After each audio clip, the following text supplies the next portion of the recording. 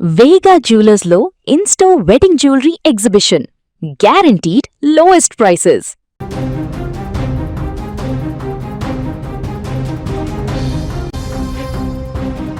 సంగారెడ్డిలో RTC bus ticket inspector పైన దాడి కలకలం రేపుతోంది.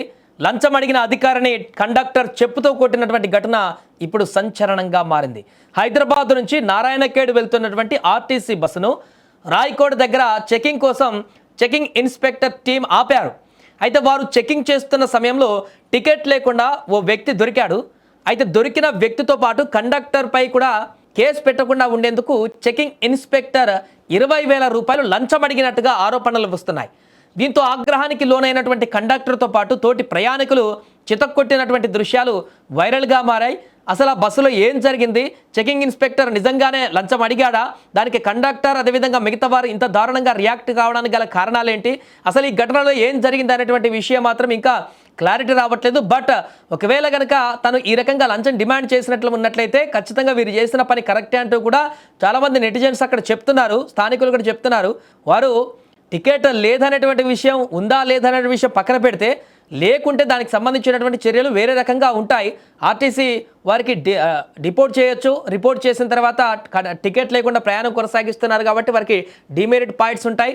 అక్కడ కండక్టర్ కానీ ఇతరత్ర అలాంటి కార్యక్రమాలు చేయొచ్చు. కానీ ఇక్కడ 20,000 డిమాండ్ చేయడం అనేది ఇంటెన్షనల్గా చేసినటువంటి చెకింగా ఇది, లేకుంటే ఇంకేదైనా కారణమా అనేటువంటి అనుమానాలు కూడా కలుగుతున్నాయి. అందుకే ప్రస్తుతం ఈ ఘటన వైరల్ అయింది. ఒకసారి ఆ విజువల్స్ కూడా మనం చూసేటువంటి ప్రయత్నం చేద్దాం. అక్కడ వారు మాట్లాడినటువంటి అంశాల్లో కూడా ఏమైనా విషయాలు బయటకు వస్తాయో కూడా మనం చూసేటువంటి ప్రయత్నం చేద్దాం.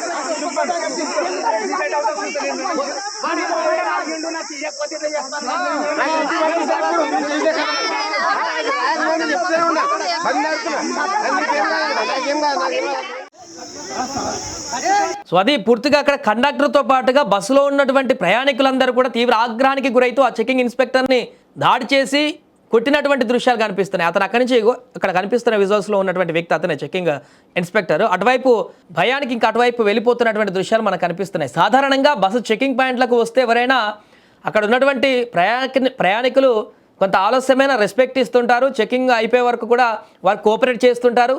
కండక్టర్స్ కూడా క్షుణ్ణంగా అక్కడ వచ్చి అన్ని వివరాలని ఇచ్చేటువంటి అవకాశం ఉంటుంది. ఎక్కడెక్కడో అదే జరుగుతుంది. కానీ ఇక్కడ అతను లంచం అడగడమే కాకుండా ఇంకేమైనా జరిగిందా? ఇంత భారీ స్థాయిలో దాడికి పాల్పడడానికి గల కారణాలు ఏంటి?